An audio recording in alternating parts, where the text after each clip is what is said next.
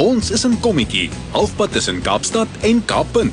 Want as seegras al meer as 2000 jaar in Japan geëet word, moet daar sekerlik iets teen ons kuslyn voorkom wat in die kombuis bruikbaar is.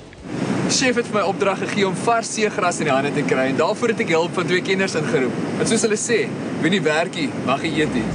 Robert Anderson en Mark Rothman is marinewetenskaplikes wat nagraad studeer aan die Universiteit van Kaapstad. Volgens hulle het die name seegras of seaweed negatiewe kulinaire konnotasies. Daarom noem mense dit eerder seegroente. Rob, jy het nou vir my gewys watter spesies ek kan pluk. Maar hoe weet mens watter tipe jy kan eet en watter nie? Wel, wat jy vanmôre gepluk het is Porphyra. Dit is dieselfde soort waarvan hulle nori maak vir sushi. So dis 'n maklike seaweed om te kry en dis een wat jy baie maklik kan gebruik. En daar is eintlik omtrent 800 spesies langs die Suid-Afrikaanse kus af. So dis baie seaweed. En daar's seker so omtrent 20 of 30 wat 'n mens kan eet, maar ons is nie baie gewoond aan eet van seaweed. So ons gebruik hulle nie, ongelukkig. Maak kry mens giftige seegras? Nee, die terrasie en enige giftige spesies nie. Daar's miskien spesies wat nie lekker smaak nie as gevolg van hulle selfverdedigingsmeganismes. Byvoorbeeld, hier soos jy sien, Eclonia maxima en ons het 'n voorbeeld hier op die rotse wat uitgespoel het wat jodium bevat. So as jy baie van dit sal eet, mag jy dalk skildklier probleme ontwikkel. Maar oor die algemeen bevat hulle goeie minerale, vesel, goed vir die bloeddruk en die cholesterol. So dit is 'n baie goeie voedselbron vir ons. Wel, ek dink ons nou genoeg van hierdie Porphyra. Ja, ek wil 'n tweede spesies ook gaan wys wat ons hier gaan kry op die rotse, seeblaarslaai of ulva. Dit is 'n dun groen seegras met geriffelde blaarkante wat in bossies van sowat 18 cm hoog en 30 breed groei. Nes ander seegras kan dit vars, gedroog, in poeiervorm of as geurmiddel gebruik word. So julle, hierdie spesies lyk net soos blaarslaai, maar wat is die reëls rondom die uithaal van seegras? Eintlik moet jy 'n permit hê om enigiets uit die see uit te haal in terme van die Marine Living Resources Act. Maar vir seaweed is die permit dieselfde permit as aassoorte wat by enige poskantoor beskikbaar is. Per seeweed is dit 10 kg per dag wat meer as genoeg is vir private gebruik.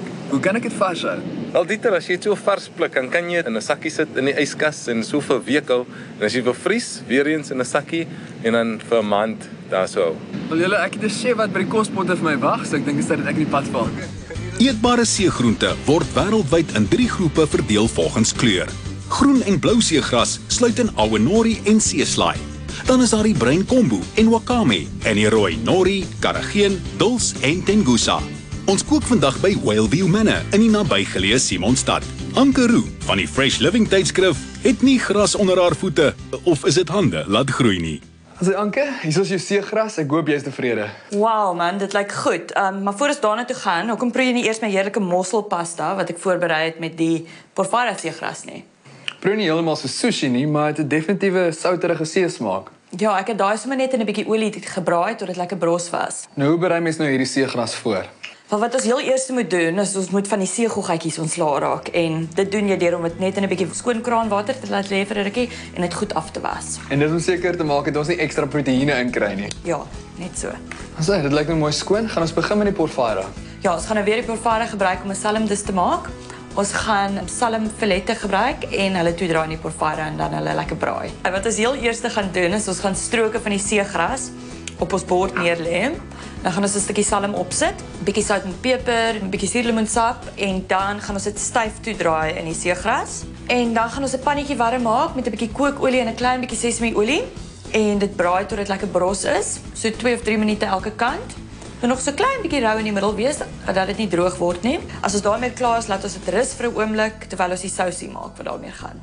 Sy, nou is dit tyd vir die sous. Ja, gee maar vir my daai lemmetjiesap daaraan. 2 eetlepels lemmetjiesap, bietjie ryswyn, sojasous, vars gemmer, strooisuiker en laastens 'n bietjie sesamiolie. Alles in 'n potjie, ons gaan dit lekker warm maak. Dat dit net begin borrel en dan is dit reg om oor ons vis te gooi. Sy bedien die gebraaide salm bo-op vars groente wat vir 'n kort rukkie gestoom is. Kom ons hoor wat dink Dieter van die dis. Die sout en die brostekstuur komplementeer die salm baie goed. Ja, jy weet, en jy hoef nie net salm daarvoor te gebruik nie. Jy kan enige vis op Sassie se groen lys gebruik. Maar kos gaan aan na ons volgende seegras toe. Dis ulva of seeblaarslaai en hier het ek dit soos blaarslaai gebruik in 'n heerlike groen slaai. Proe baie soos regte blaarslaai, net so 'n bietjie taaier met 'n Sout nasmaakie. Ja, dit is nogals. Nog iets wat ons kan doen daarmee is ons kan ryspapierrolletjies maak. Ons begin met ryspapier wat ons in water week vir 'n oomblik om dit sag te maak. En dan sit ons allerlei lekker vulsels binne-in en rol dit op. Jy kan solank vir ons die blaarslaai kap asseblief. Dan gaan ek begin met 'n paar garnaalsterte, avokadopeertjie, 'n komkommer, 'n paar reepies soetrussies, korianderblare en gekapte sproetuitjies. Nou is dit seker tyd vir die gekapte seeblaarslaai. Ja, en is nou definitief baie minder taai nou dat ons dit so mooi fyn gekap het. Volgende skuif ons alles mooi op die punt van ons ryspapier, dan vou ons dit om dit toe te maak, vou die rande in en dan rol dit op soos 'n sigaar. Anke sê die garnaalstertjies kan maklik met krapstokkies, kreef of vis vervang word. Sy bedien dit met 'n soet russiesous. Die soort rolletjies is baie gewild in oosterse lande soos Vietnam en Thailand en is algemeen bekend as crystal rolls. Anke, ek dink dit lyk heeltemal te goed om vir onsself te hou. Ja, kom ons gaan deel dit. Behalwe seegras eet, is dit reeds in antieke Hawaii gebruik as medisyne en so ook in die ooste. Omdat dit sonlig nodig het om te groei, kom dit in vlakkerige water voor. Dis maklik om te kry. En soos vroeër gesê, is dit gesond en dien as uitstekende ontgiftingsmiddel vanweë sagte vesel wat nie die darmes krap nie. So manne, wat dink julle? Baie lekker. Die seewier is definitief nie so taai as wat gedink het sou gewees het nie. Baie lekker. Ja, baie beter as my pogings om met seewier te kook. Wel, Mark, Rob, Anke, ek moet vir julle dankie sê, want julle het 'n nuwe wêreld vir my oopgemaak. Wel, ek hoop julle by die huis is ook nou geïnspireer om met seegras te eksperimenteer. As jy ver van die see woon, doen navorsing oor hoe om seegras te droog voordat jy weer soontoe gaan. Dan kan jy dit wat jy oes huis toe neem vir later gebruik. Anders kan jy dit natuurlik ook vries soos Robert genoem het. Hoe ook al, probeer 'n slag proe aan plaaslike seegras.